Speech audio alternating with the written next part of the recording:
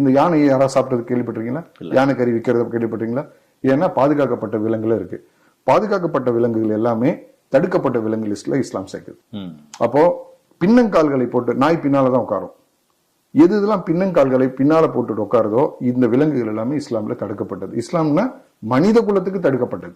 ஏன்? அதனால என்ன பாதிப்பு? அதனால வியாதிகள் வரும். அதான் புலால் உண்ணிகள், அதனுடைய பற்கள் வந்து கூரிய பற்கள் ஒரு விலங்கை அடித்து இன்னொரு வேட்டையாடி சாப்பிடும். அப்படி சாப்பிடும் போது அந்த மாமிசத்தை நீங்க சாப்பிட்டீங்கன்னா அது உங்களுக்கு உடல் உபாதைகளை கொண்டு வரும். அழிக்கப்பட்ட விலங்கு லிஸ்ட்ல சேர்க்கப்பட்டிருக்கு இன்னைக்கு. அது நீங்க சாப்பிட்டீங்கன்னா ஒரு 10 வருஷத்துல உலகத்துல அந்த விலங்குகளே இல்லாம போயிடும். பறவைகள் ஓகே. அடுத்து பறவைகள் எது எல்லாம் தன் அலகால கொத்தி கொத்தி சாப்பிடுதோ அதெல்லாம் ஆகுமானது. எது எல்லாம் கால்களால் பிடித்து கொண்டு அலகால இழுத்து இருக்கோ அது எல்லாமே தடுக்கப்பட்டது. அதான் அதுவும் புலால் உண்ணிகள். கழுகு கழுகு ஒரு இரையை எடுக்கும், இரையை காலால பிடிச்சிக்கும், தன்னுடைய அலகால கொத்தி எடுக்கும். இது தடுக்கப்பட்ட விலங்கு. காகம் புலால் உண்ணி. அது தவிர்த்து ஒரு ஒரு கோழியோ இதெல்லாம் கொத்தி கொத்தி தன்னோட உணவு எடுத்துக்கும். இதெல்லாம் ஆகுமானது, மனிதனுக்கு உகந்தது. சரி, இப்போ 2 இருக்கு. இன்செக்ட்னு சொல்லக்கூடிய பூச்சினங்கள். பூச்சினங்கள்ல அனைத்துமே தடுக்கப்பட்டது எக்ஸப்ட் வெட்டுக்கிளி. வெட்டுக்கிளி நியூட்ரிஷன் உள்ளது என்று சயின்டிபிக்கா ப்ரூவ் பண்றாங்க. மற்றபடி மற்ற அனைத்து விதங்களும் தடுக்கப்பட்டது. 4வதாக கடல் வாழ் உயிரினங்கள். கடலிலும் வாழும், நீரிலும் வாழும், நிலத்திலும் வாழும். குட்டி போட்டு பால் கொடுக்கும். இதெல்லாம் மெம்மல்ஸ் சொல்றோம். இந்த பெங்குயின் இதெல்லாம் தடுக்கப்பட்டது. இப்போ பாம்புன்னா கடல்லையும் வாழும், தரையிலும் வாழும். ஆமை கடலிலும் வாழும், தரையிலும் வாழும். அப்போ எதுலாம் கடலிலும் தரையிலும் நீண்ட காலமாக வாழக்கூடிய பண்பு உள்ளதோ, குட்டிகள் போட்டு பால் ஊட்டுதோ, பாலூட்டிகள், இது எல்லாமே தடுக்கப்பட்டது. நான் வந்து 4 பிரிச்சிருக்கேன். 4 கால் பிராணி, பறவைகள், பூச்சிகள், அப்புறம் கடைசியா உங்களுடைய மெரைன் ப்ராடக்ட், மெரைன் அனிமல்ஸ் சொல்லக்கூடிய கடல் சார்ந்த உணவுகள். அப்போ மீன் வகைகள் எல்லாமே சாப்பிடலாம். எல்லாமே சாப்பிடலாம். நீங்க ஃபார்ம் அனிமலை பத்தி பேசுனீங்கன்னா அது நமக்கு நிறைய விஷயங்கள் சொல்லலாம். ஃபார் எக்ஸாம்பிள், ஃபார்ம்ல என்ன பண்ணுவாங்கன்னா ஒரு ஃபார்ம் வச்சுட்டு அதுல மீன்கள் வளர்ப்பாங்க. வளர்க்கும் போது அதுக்கு ஃபீடுன்னு சொல்லக்கூடிய அந்த ஃபீடை கொடுப்பாங்க. அந்த ஃபீட்ல இன்னைக்கு நிறைய பன்றியோட கொழுப்பு வச்சுதான் மீனுக்கு ஃபீடே பண்றாங்க. அப்போ அந்த மீன் தடுக்கப்பட்டது. ஆனா வளர்ப்பு மீன் சாப்பிடக்கூடாது. வளர்ப்பு மீன்ல கொடுக்கக்கூடிய உணவு பொறுத்தது. அது எப்படி தெரிஞ்சுக்க முடியும்? அதுக்குதான் இந்த மாதிரி ஏஜென்சிஸ், அத்தாரிட்டிஸ் தேவைப்படுறாங்க. அவங்க டெஸ்ட் பண்ணுவாங்க, அவங்க சயின்ஸ்ல ப்ரூஃப் பண்ணுவாங்க. இப்போ நீங்க சிங்கப்பூர் வந்திருப்பீங்க, சிங்கப்பூர்ல முட்டையை பார்த்திருப்பீங்க. முட்டை வந்து ஹலால் சர்டிஃபிகேட் பண்ணிருக்கும். முட்டைக்கு எதுக்கு ஹலால்? கோழிக்கு கொடுக்கக்கூடிய தீவனம் பன்றியோட கொழுப்புல இருந்து கொடுப்பாங்க. அப்ப அந்த கொழுப்பு போகும்போது அதனுடைய டிஎன்ஏ ஃபேக்டர் வந்து முட்டையிலும் வரும்ன்றதுனால சயின்டிபிக்கா ப்ரூவ் பண்ணதுனால முட்டைக்கும் ஹலால் சர்டிஃபிகேட் கொடுக்கும். ஹலால் மனித குலத்திற்கு பாதுகாப்பானதா அல்லது உங்களை போன்ற தொழிலதிபர்களுக்கு வர்த்தக ரீதியான பலன் தரக்கூடியதா? இதுல வர்த்தக ரீதியா பலன் தரதை விட 2 விஷயங்கள் பார்க்கலாம். சோசியலா நிறைய பேருக்கு மைக்ரோ லெவல்ல உள்ளவங்களுக்கு ஜாப் ஆப்பர்ச்சுனிட்டி கிரியேட் பண்ணும், உலக சந்தையை விரிவுபடுத்தும், நாட்டுடைய பொருளாதாரத்தை மேன்மையாக்கும். ஸோ ஹலால் அத்தாரிட்டியோட ஜாப் ஒரு சயின்டிபிக் ஜாபா இருக்கும். அதை டெஸ்ட் பண்ணணும், லேப் டெஸ்ட் பண்ணணும், பொருட்களை கொண்டு போயிட்டு ப்ராப்பரா ஐடென்டிபிகேஷன் பண்ணும். அதில் எந்த விதமான கலப்பு இல்லைன்றதை ப்ரூவ் பண்ண பிறகுதான் அது ஹலால் சர்டிஃபிகேஷன் வழங்கப்படும். இஸ்லாமியர்கள் ஏதாவது ஹோட்டலுக்கு போனவுடனே ஹலாலான்னு கேட்குறாங்க, கேட்டுதான் சாப்பிட்றாங்க. அந்த நிலையில் தடுக்கப்பட்டிருக்கு. எல்லா கடைகளும் ஹலால் என்று போடப்பட்டிருக்கு. அது என்ன முறை ஹலால்? ஹலால் என்றால் என்ன? அந்த பிராணிகளை நீங்கள் வெட்டுவதற்கும் பிறர் வெட்டுவதற்கும் என்ன வித்தியாசம்? ஓகே. அப்போ ஒரு விலங்கை வெட்டுவதற்கு முன்னால 4 விதமான ப்ரீ ரிக்வெஸ்ட்னு சொல்லுவாங்க. நம்பர் 1, அந்த விலங்கு எந்த விதமான நோய்கள் இல்லாம இருக்கணும். அது முதல்ல வெரிஃபை பண்ணணும். அதுக்கு எந்த விதமான நோய் இருந்தா அந்த ஆடோ, அந்த கோழியோ, அந்த மாடையோ நீங்க வெட்டக்கூடாது. பொதுவா எல்லோருமே நோய்வாய்ப்பட்ட உடனே அடுத்துருவாங்க. கோழியோ ஆடோ மாடோ செய்யக்கூடாது. தவறு. ஏன்னா அறிவியல் பூர்வமாக அதுக்குள்ள உள்ள அதே பாக்டீரியாஸ், அதே ஜெம்ஸ், வைரஸ் மனிதனுக்கு பரவும். அதனால எந்த மிருகம் உணவுக்காக கொல்லப்படுதோ அது முதல்ல ஹெல்த்தியா இருக்குன்றது ப்ரீ ரிக்வெஸ்ட். இது தனி மனிதனுக்கு ஏற்றக்கூடியது. ஆனா வியாபாரிகள் அதை கடைபிடிப்பாங்கன்னு தெரியாதுல்ல. அதை நம்ம சொல்ல வேண்டிய கட்டாயத்தில் இருக்கும். Principle is a principle. அது உலகம் முழுக்க போனாலும் இப்போ ஆஸ்திரேலியால அதிகமான ஆடுகள் அறுக்கப்படுற நாடு அதுதான். அவங்க அதை ஃபாலோ பண்றாங்க. அனிமல் வெல்ஃபேர்ன்ற விதத்துல அதை ஃபாலோ பண்றாங்க. இஸ்லாமிக் பிரின்சிபல் பார்க்கப்பட்டாலுமே அனிமல் வெல்ஃபேர்ல அது முதல் முறையாக பார்க்கப்படுது. ஸோ முதல் அந்த மிருகம் ஹெல்த்தியா இருக்கணும்.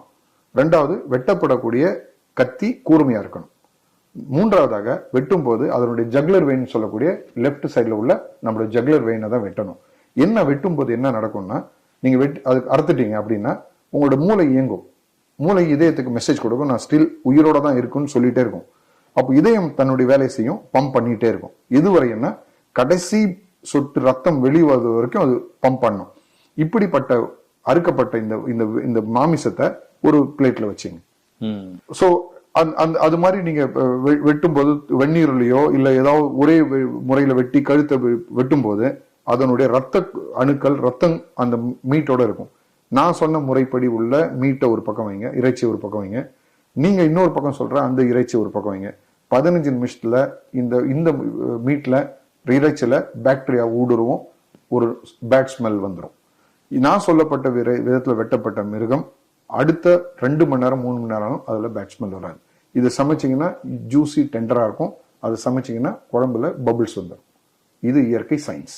அப்போ இந்த 4 கோட்பாடுகள் கொண்டு இறைவனுடைய பெயரை சொல்லி இறைவனே பெரியவன் அப்படின்னு அறுக்கும்போது இது முழுமையாக ஹலால் ஆகும். அவ்வளவுதான் சிம்பிள் கான்செப்ட். அப்போ நான் முஸ்லீம் வெட்டுறது ஹராம். ஆமா, நீங்க இறைவனுடைய பெயர் சொல்லாமல் இறைவனுடைய பெயரை சொல்லாமல் நீங்களே ஒரு இடத்துல கொண்டு போய் வெட்டிட்டீங்கன்னா அது வந்து தடுக்கப்பட்டது. ஒரே வெட்டினா தடுக்கப்பட்டது. சயின்டிபிக்கா ப்ரூஃப் பண்ணிருக்கு. நம்ம சொன்ன 2 விதமான இறைச்சிகள் இருக்கு. 2 நீங்க மைக்ரோ லேப்ல வச்சு டெஸ்ட் பண்ணுங்க. இது நீங்க சாப்பிட்டீங்கன்னா உடலுக்கு உபாதைகள் வராது, இது சாப்பிட்டீங்கன்னா உடலுக்கு உபாதைகள். பிற சமுதாய மக்களுடைய நம்பிக்கையை நீங்க சீர்குலைக்கிறீங்களா? நான் சாய்ஸ் கொடுக்குறேன். ஹெல்த் நான் ஹெல்த்னு 2 சாய்ஸ் கொடுக்குறேன். நல்லதும் கொடுக்குறேன், கெட்டதும் கொடுக்குறேன். நான் கெட்டதான் சாப்பிடுவேன்னு சொன்னா அது உங்களோட ப்ரிஃபரன்ஸ், நான் தடுக்க முடியாது. ஹலாலுடைய முறை வந்துட்டு எல்லா மிருகத்துக்கும் பொருந்துமா? எல்லா மிருகம் வெட்டுறது அனுமதிக்கப்பட்ட மிருகங்கள். ஆனா மீனுக்கெல்லாம் அமையாது. மீனுக்கு தேவையில்லை, அதோட ரத்தம் வந்து வெளியாக்க வேண்டிய அவசியம் கிடையாது. அதனுடைய ரத்தத்துல வந்து மனிதனுக்கு தீங்கு விளைவிக்கக்கூடிய பாக்டீரியாஸ் பரவாயில்ல, ரத்தம் முதல்ல தேங்கி நிற்காது. ஹலால் உத்தரப்பிரதேசம் போன்ற இடத்துல வந்து தடை செய்யப்பட்டது. சரி, ஏன்னா வர்த்தக ரீதியாக வியாபார ரீதியாக ஒரு அங்கீகாரம் கொடுக்கப்பட்டிருக்கு. இந்த ஹலால் என்ற வார்த்தையே இஸ்லாமியர்கள் இல்லாதவர்கள் என்ற ஒரு பிரிவினையை ஏற்படுத்துது என்ற நிலைக்கு தான் அந்த ஹலால் இருக்கின்றது என்று நம்முடைய இந்திய நாட்டிலேயே பல்வேறு கேள்விகள் பல்வேறு விமர்சனங்கள் வந்திருக்கு. அது வர்த்தக ரீதியாக பார்க்கப்படுதுன்னு சொல்லப்படும். இல்ல, வர்த்தகம் இந்தியா தவறிட்டதுன்னு அந்த வார்த்தையை சொல்லுவேன். எது எடுத்தாலும் உங்கள்கிட்ட தான் சான்றிதழ் வாங்கணும். நாங்க ஏற்கனவே ஐஎஸ் இருக்கு, அக்மார்க் முத்திரை இருக்கு, இந்த மாதிரி பல சான்றிதழ்கள் இருக்கு. இதெல்லாம் வாங்கும் போது ஹலால் ஏன் வாங்கணும், என்ன அவசியம்? ஓகே, இது இந்தியாவுக்கு தேவைப்படலன்னு வச்சுக்கங்களேன். ஆனா ஒரு எக்ஸ்போர்ட் பண்றதுக்கு உலக நாடுகள் இன்னைக்கு 115 நாடுகள்ல ஹலால் முத்திரையிடப்பட்ட பொருட்களை மட்டும் வாங்கக்கூடிய அளவுக்கு மேண்டேட்டரியா கொண்டு வரப்பட்டு. அது நீங்க உருவாக்குனது? நாங்க உருவாக்கல, அது கவர்மெண்ட்டுடைய போர்ட்போலியோ கவர்மெண்ட்டுடைய சிஸ்டம்ல இருக்கு. இது ஹலால் பாடிஸ் உருவாக்க வேண்டிய அவசியம் இல்லை. தன்னுடைய மக்கள் நலன் கருதி. சிங்கப்பூர் ஒரு முஸ்லீம் நாடு அல்ல, ஆனா சிங்கப்பூர்ல 90% பொருட்கள் ஹலாலான முறையில் தடுக்கப்படுது. இது சிங்கப்பூர் முஸ்லீம் நாடே கிடையாது. ஆஸ்திரேலியா முஸ்லீம் நாடு இல்ல. ஆஸ்திரேலியால இருந்து ஏற்றுமதி ஆகக்கூடிய பால் பொருட்கள் அனைத்தும் 100% ஹலாலான முத்திரை ஹலால் கொடுக்கப்பட்டு ஏற்றுமதி ஆகுது. நெதர்லாந்து முஸ்லீம் நாடு கிடையாது, லண்டன் முஸ்லீம் நாடு கிடையாது, அமெரிக்கா முஸ்லீம் நாடு கிடையாது. அமெரிக்கால வெறும் 3% உள்ள ஒரு ஜூயிஷ் மக்களுக்காக இந்தியாவிலிருந்து போகக்கூடிய பொருட்கள்ல கோஷோர் முத்திரை கொடுக்கப்படுது. அப்போ அதை நீங்க ரிலீஜியனா பார்க்கல, ஹலாலை மட்டும் நீங்க பார்க்கும்போது ஹலால் மீது உள்ள வெறுப்பா இல்ல ஹலால் மீது உள்ள காழ்ப்புணர்ச்சியா இல்ல ஹலாலை பத்தி உங்களுக்கு புரியல? 3 கொஸ்டின் இல்ல. ஹலாலை பத்தி புரியுது, ஒரு மத பிரிவினை ஏற்படுத்துது, மத அடையாளங்கள் ஏற்படுத்துது, ஒரு அங்கீகாரத்தை உருவாக்குது, நான் முஸ்லீம் அங்கீகாரத்தை உருவாக்குது. அவருடைய அடித்தளமே ஹலாலுடைய அடித்தளமே அப்படிதான் இருக்கு. இல்ல, அது ஏன் கோஷோர்ல இம்ப்ளிமெண்ட் ஆகல? கோஷோரும் இந்தியாக்குள்ள இருக்கு. இந்தியாவில் அனுப்பக்கூடிய மிகப்பெரிய கம்பெனிஸ் எல்லாமே கோஷோர் சர்டிஃபைட் பண்ணி தான் அமெரிக்காவுக்கு ஏற்றுமதி பண்றாங்க. அங்க ஏன் ஜூயிஷ் வந்து கம்யூனிட்டியை டிவைட் பண்ணலையா? ஏன் ஜெயின் ஃபுட்டுக்கு இந்தியாவில் கிடைக்குது, ஜெயின் ஃபுட்டுன்னு முத்திரை குத்தப்படுது அங்க கம்யூனிட்டி? இந்திய அரசாங்கத்திற்கும் இருக்கக்கூடிய சுகாதாரத்துறைக்கும் மற்றும் உணவுத்துறைக்கும் இல்லாத அக்கறை உங்களுக்கு. ஓகே, ஃபாசி என்னக்கூடிய ஒரு அமைப்பு இந்தியாவில் இருக்கு. ஃபாசில உணவை பாதுகாக்கக்கூடிய அனைத்து பொறுப்புகளும் இந்திய கவர்மெண்ட்ல ஃபாசிக்கு தான் கொடுக்கப்பட்டிருக்கு. இப்போ உதாரணத்துக்கு சொல்றேன், உங்களுடைய மசாலா வச்சுக்கோமே, மசாலால E121 அப்படின்னக்கூடிய ஒரு கார்மீன் பூச்சை கலக்குறீங்க. அந்த கார்மீன் பூச்சி கேன்சர் உருவாக்கும்ன்றது சயின்டிபிக்கா ப்ரூவ் பண்ணிக்கு. எந்த இடத்துலயுமே இது மனிதனுக்கு தீங்கு விளைவிக்கும்ன்றத எந்த கவர்மெண்ட் பாடிஸும் சப்போர்ட் பண்ணல, ஸ்டாப் பண்ணல. அப்போ இந்த இடத்துல தான் ஹலாலுடைய ரிக்வயர்மெண்ட் தேவைப்படுது. இப்போ நீங்க பயன்படுத்தக்கூடிய ஸ்வீட் கடைக்கு போறீங்க, ஸ்வீட் மேல உள்ள அந்த சில்வர் ஃபாயில் சொல்லக்கூடிய ஜிகினா பேப்பர்னு சொல்றீங்க இல்லையா, அந்த ஜிகினா பேப்பர் எங்க இருந்து வருது? இதற்கு முன்னால இயற்கையா தயாரிக்கப்பட்டு நேச்சுரலா வந்தது. இன்னைக்கு 80% பூனேல உள்ள மாட்டினுடைய குடலிலிருந்து தயாரிக்கப்படுறது தான் உங்களோட நீங்க சாப்பிடக்கூடிய ஸ்வீட் மேல உள்ள ஜிகினா பேப்பர். சில்வர்ல இருக்கும், சில்வர் ஃபாயில். அப்போ இது நீங்க வெஜிடேரியன் நினைச்சிட்டு நீங்க நான் வெஜிடேரியனா சாப்பிட்டுருக்கீங்க. உங்களோட சர்க்கரை எடுத்துங்களேன், சர்க்கரை இயற்கையா வந்து சுகர் கிழந்து எடுத்து மொலைசிஸா மாறும். அது பேர் பிரவுன் சுகர்னு சொல்லலாம், ரா சுகர்னு சொல்லலாம். அடுத்து அது ப்ராசஸிங் கொண்டு போறதுக்கு அதுக்கு பேர் ரிஃபைன் சுகர். ரிஃபைன் வரும்போது உங்களுக்கு ஆக்டிவ் கார்பன் தேவைப்படுது.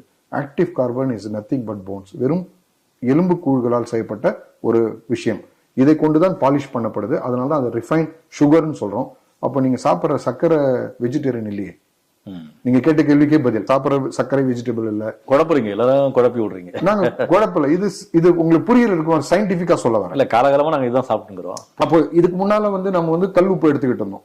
கல்லுப்பு எடுக்கும்போது அது இயற்கையா இருந்தது. இன்னைக்கு கல்லுப்பு இந்த மாதிரி நீங்க ரிஃபைன் சால்ட்டுக்கு போயிட்டீங்க. ஆமா, சுத்தமானது. ரிஃபைன் போது பாலிஷ் பண்ண வேண்டிய கட்டாயத்துக்கு வந்துருக்கீங்க. பாலிஷிங்ல போன்ஸ் இஸ் இன்வால்வ். இந்தியாவில் நீங்க பார்த்துருப்பீங்க, நிறைய பேர் இந்த எலும்புகளை பொறுக்கிட்டு போவாங்க. ஒவ்வொரு கிராமங்கள்ல வில்லேஜ்ல பாத்தீங்கன்னா எலும்புகளை பொறிட்டு போவாங்க. இந்த எலும்புகள் எங்க போகுதுன்னு நினைக்கிறீங்க? எந்த எலும்பு? மனித எலும்பா, மிருக எலும்பு? எல்லா எலும்புகளும், மனித எலும்பு, நாய் எலும்பு, பன்றி எலும்பு, குதிரை எலும்பு, எனி எலும்பு, இந்தியாவில் எதுலாம் எலும்பு கிடைக்குதோ அதை கலெக்ட் பண்ணி கொண்டு போறாங்க. எங்க கொண்டு போறாங்க? இண்டஸ்ட்ரியில் கொண்டு போறாங்க. இதை பவுடர் ஆக்குறாங்க. சர்க்கரை தொழிற்சாலைக்கு இதான் மூலப்பொருள். எப்படி இதை பவுடர் ஆக்கி தான் சர்க்கரை தொழிற்சாலைக்கு அனுப்புவாங்க. ஏன், என்ன அவசியம்? ரிஃபைன் பண்ணணும், சுகரை ரிஃபைன் பண்ணணும், பிரவுன் சுகரை ஒயிட் ஆக்கணும். கரும்பால சர்க்கரை கொண்டு வராங்க. சரி, பிரவுன் சுகர், அதுக்கு பேர் பிரவுன் சுகர். அதை வெள்ளையாக்குறதுக்கு வெள்ளையாக்குறதுக்கு எலும்பு போடணும். யாரோ வழக்கு போட்டுருப்பாங்க. இருக்கு. இது நான் ஒன்றும் நீங்க சர்க்கரை தொழிற்சாலை போய் உள்ள போய் ப்ராசஸிங் என்னன்னு கேளுங்க, அவங்களே சொல்லிடுவாங்க. ஏங்க, அப்போ சர்க்கரை ஆலையில தயாரிக்கக்கூடிய சர்க்கரையில இவங்க பன்றியுடைய எலும்போ, மனிதனுடைய எலும்போ, நாயுடைய எலும்போ எல்லாமே கரைச்சி அதை பவுடர் ஆக்கியா போடுறாங்க. ஆமா, அதுதான் சிஸ்டம்.